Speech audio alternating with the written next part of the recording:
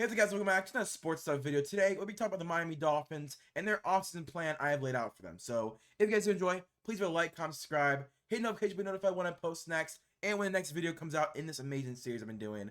Let's get into the offseason plan I have for the Miami Dolphins. So, starting off, they're negative 51 million in the cap. So I started off with cuts and or trades that I would be doing.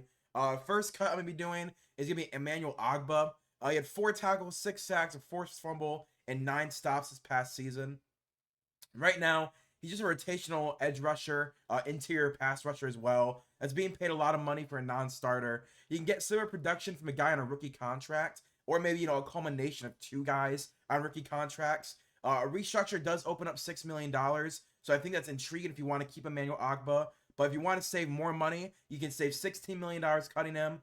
Again, maybe you're okay with that only, with the $10 million basically you're paying him this season. But in my opinion, you cut him for $16 million, you draft a guy to replace his production, or you draft 2 guys to replace his production, and immediately you save $10 million.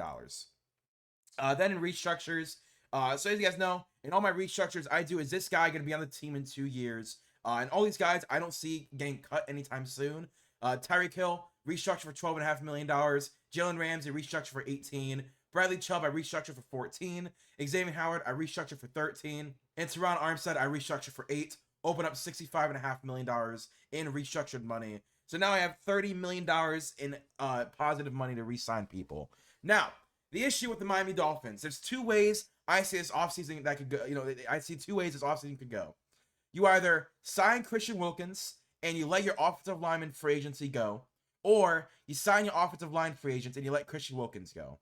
So I'm going to do both options in this next screen, and I'm going to tell you which one I'm going to go with, and that will be how much money we have left over for free agency. So the first option is you re-sign Christian Wilkins, who had 39 tackles, 10 sacks, a forced fumble, and 33 stops this past season. He's a really good D-tackle option. He is older. I'm 29 years old. He was an older rookie when he got drafted, but he's really been a really solid a guy who's really developed for Miami. Is one of those locker room guys who are in the tank for 2 a season. He's coming off a 5th-year option. I don't know if I can see a tag. He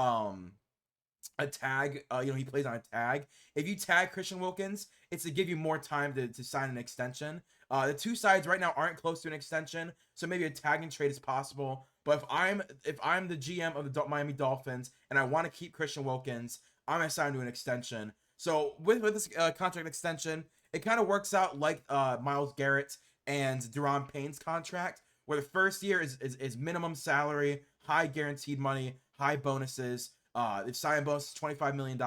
This is almost exactly what Deron Payne's contract is at. Because I think Deron Payne and Christian Wilkins, while I played different games, they're similar when it comes to the impact in the game. So I gave him around what Deron Payne did. But as you can see, I backload that contract, where Xavier Howard and Jalen Ramsey might not be on the team. So year 3, year 4, you get paid $22.5, $30 million as a D tackle. I could see Jalen Ramsey and Xavier Howard being off the team by 26 and 27.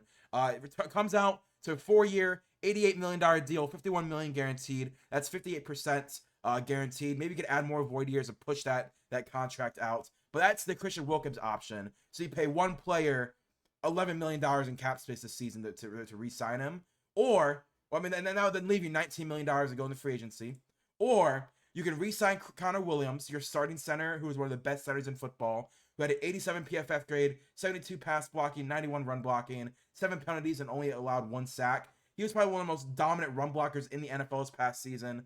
Number 1 reason Raheem Mostert and Devon Achane, when it came to inside zones, inside handoffs, he was the reason that lanes opened up. He's the most prominent option for agency at interior offensive line. So I'd say keep him in-house. And with the contract they gave him, same thing. I backloaded the contract because I'm thinking if Xavier Howard and Jalen Ramsey, you'll be on the team for another 2 years, but that 3rd and 4th year of his contract, you could see them being off the team. So Connor Williams, gave him a 4-year, $50 million deal, $30 million guaranteed. That is 60% guaranteed. And because of how I structured his contract, I can not only keep Connor Williams, I can also keep Robert Hunt.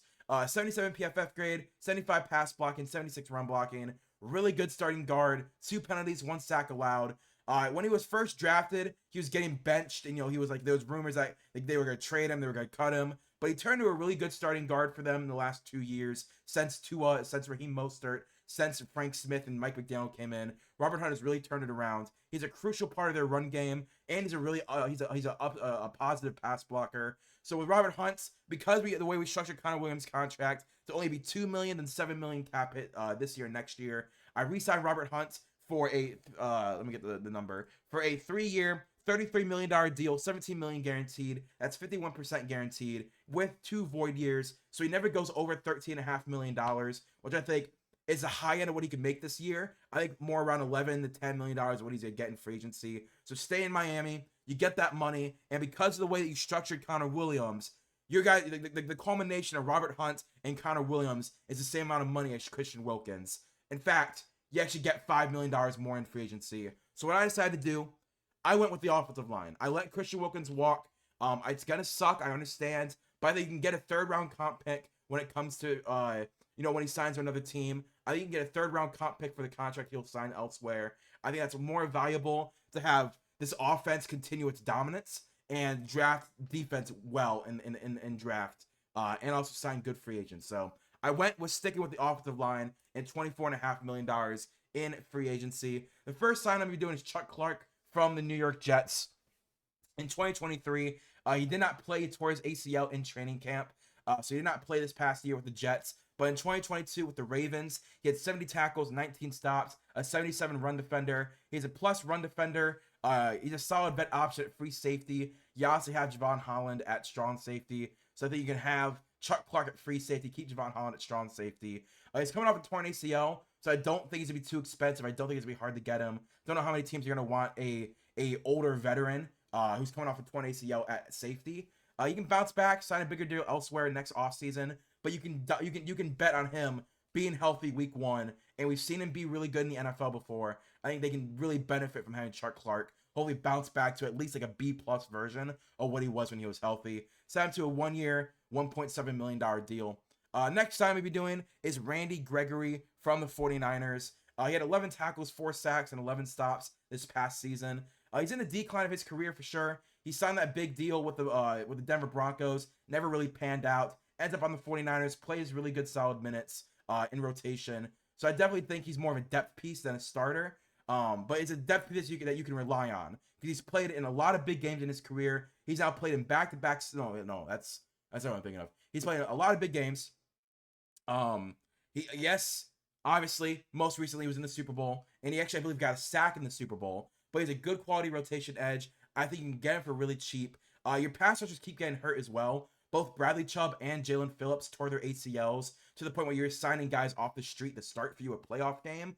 I think Randy Gregory can come in, be the depth guy, maybe even start while they're rehabbing. Then once those guys are healthy, put them on snap minute limitations. Randy Gregory can start for you. You can get him for $4 million. I don't see him making more than $4 million this upcoming season.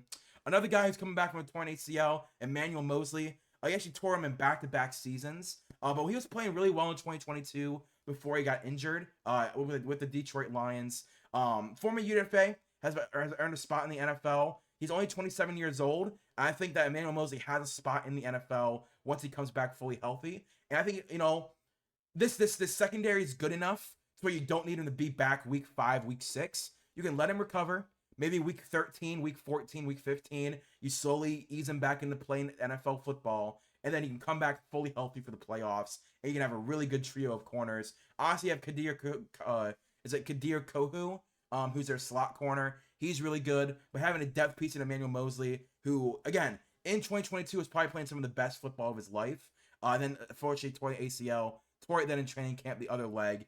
If he can come back healthy, I think he's a quality veteran depth piece for you. Then the last signing I'm going to be doing is Noah Fant, my number 1 free agent tight end when it comes to who I have everyone mocking signing. He had 32 receptions, 400 yards, 0 touchdowns. He's a young tight end option who is a great yak receiver. I don't want to say he's one of the better tight ends at this, but he's a receiving tight end through and through with high upside as a blocker. You can get him for really cheap, only $6 million. He's going to open up lanes for Jalen Waddle. You have Tyreek Hill as that sideline deep ball guy who can run those post routes. Jalen Waddle can be that intermediate threat. And Noah Fant, you make him run similar to Jalen Waddle routes, but he's an oversized receiver who can command linebackers' attention, which then opens up the middle of the field for Jalen Waddle. $6 million, I think it's pretty fair for what Noah Fant can give you. So you get a potential starting safety, a really quality rotation edge, a really quality rotation corner, and a starting tight end for all of what 6, 7, 11 for $13 million. You get 4 guys I think can play really good minutes for you, leaving you $12 million to go into the draft, which I think is a really good amount for what this team is going to have in the draft. Honestly, one of my favorite drafts I've done so far. At 21, I have him grabbing Braylon Trice. He had back-to-back seasons of greatness at Washington. He had a 17.6 pass rush win rate this past season, a 92 pass rush grade, 50 plus hurries, 8 sacks. Like, this is a guy who could be a number 1 edge rusher on a championship quality team. He has a size, he has a skill, he has a dominance at D1 football. Was the biggest part of this defense when it comes to dominance, helping them to go to the national championship. I think while Braylon Trice can start immediately, I think he'll start immediately and can help you ease in both Bradley Chubb and Jalen Phillips while they recover. And he might even take one of those jobs as a starter when they both come back healthy. Then at 53, another guy I've been mocking every single time we do a mock draft, Ja'Tavion Sanders to the Miami Dolphins. Don't be shocked if he's a first-round pick. That's all I'm going to say.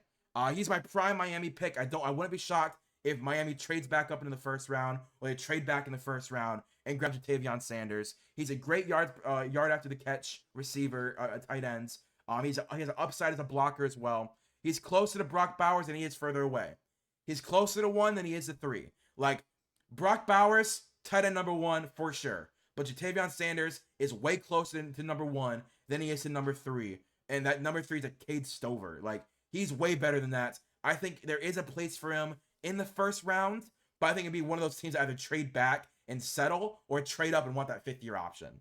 Yeah, I'm a very big fan of Ja'Tavion Sanders. I think the Miami Dolphins, if they can get Ja'Tavion Sanders and Noah Fant on this receiving group, opens up the offense immensely when it comes to oversized receivers.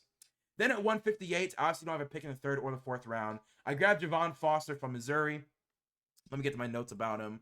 Javon Foster, he's a prime candidate to move inside the guard. I think left guard, you have an opening, because obviously Teron Armstead at left tackle. I think left guard, there is an opening for Javon Foster.